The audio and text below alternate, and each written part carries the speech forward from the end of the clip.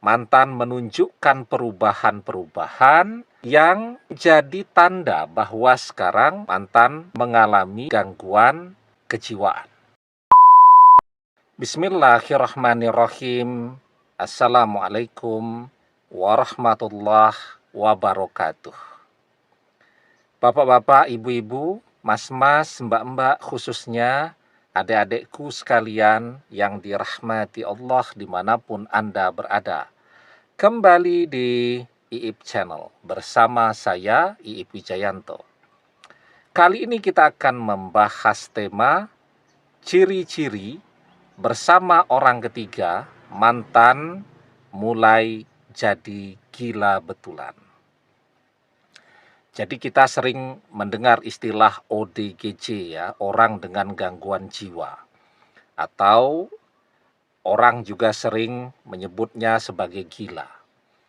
Nah, ketika mantan ini berpisah dengan kita dan sekarang bersama orang ketiga, seharusnya ada perubahan pada diri mantan menjadi lebih keren. Kalaupun tidak ada perubahan pada diri mantan, ya masihlah sama dengan mantan seperti yang kita kenal dulu, sama kerennya. Tetapi justru yang terjadi sebaliknya.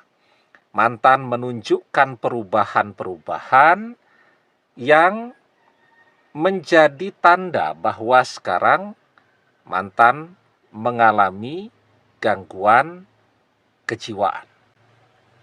Tandanya sebenarnya ada begitu banyak ya. Tapi yang paling gampang kita lihat yang pertama, mantan jadi tidak merawat dirinya. Sesuatu yang sangat berbeda dengan mantan yang kita kenal. Mantan yang kita kenal ini adalah orang yang rajin berdandan, merawat diri, dan sangat memperhatikan penampilannya. Sekarang semuanya terlihat kacau balau.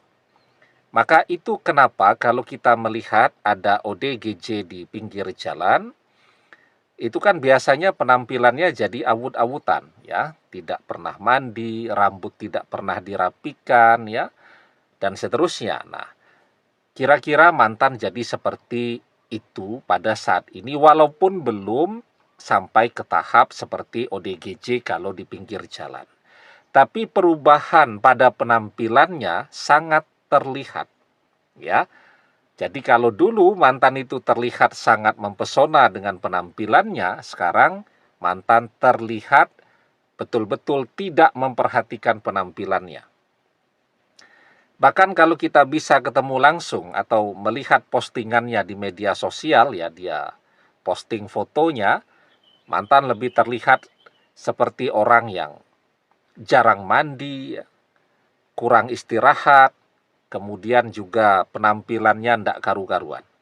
Ya, padahal dulu kalau dia mau memposting sesuatu, dia dandan dulu sebaik-baiknya, bahkan sudah dapat foto yang terbaik pun masih diedit terlebih dahulu. Jadi mantan itu orang yang sangat perfect. Kita kenal betul karena bersama mantan bukan sebulan 2 bulan, tapi dalam waktu yang sangat lama. Dan sekarang kita melihat penampilan mantan sangat kacau.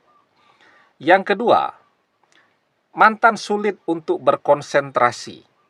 Ya, bagaimana kita mengetahuinya kalau tidak pernah ketemu secara langsung?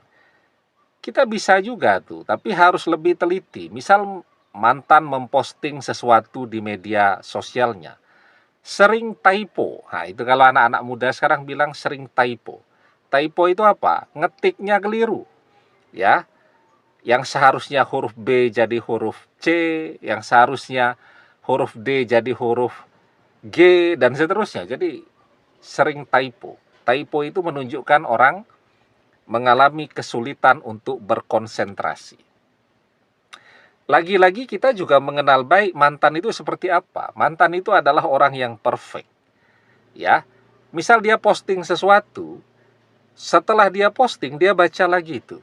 Oh, ada yang ngetiknya keliru, diperbaiki, diedit, dan seterusnya. Dan kita melihat sekarang ada penurunan kemampuan berkonsentrasi pada diri mantan. Yang ketiga, mantan terlihat suasana hatinya itu jadi meledak-ledak, ya, jadi emosional. Padahal mantan yang kita kenal adalah orang yang sabar, gitu kan? Orang yang tidak emosional, tidak mudah terpancing, dan seterusnya. Selama bersama kita, mantan menggunakan media sosial ya. Di media sosial itu kan kalau ada orang yang komen apa namanya itu tidak enak lah untuk dibaca itu kan biasa saja ya. Tapi sekarang mantan terlihat begitu emosional kalau merespon komen-komen yang tidak enak dibaca tadi. Jadi perubahannya sekarang mantan terlihat amat sangat emosional. Nah, dan yang keempat, kita juga melihat bahwa tanda-tanda mantan menarik diri dari pergaulan. Nah, kalau kita berteman secara langsung, mungkin karena teman kerja atau tetangga, teman kuliah, nah kita melihat sekarang mantan mengalami kesulitan untuk bersosialisasi, berinteraksi dengan orang lain. Lebih suka menyendiri. Kalau menggunakan media sosial juga seperti itu ya. Jadi kita sekarang melihat mantan mungkin sangat jarang memposting sesuatu. Ya. Begitu dia memposting sesuatu kelihatan tadi yang typo ya, yang ngetiknya keliru, yang menunjukkan dia sulit berkonsentrasi, atau kalau dia posting foto yang terlihat adalah perubahan pada fisiknya.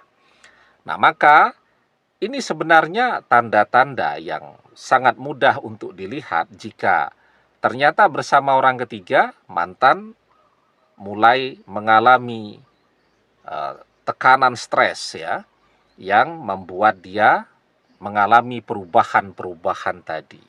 Jadi mulai jadi gila betulan tuh.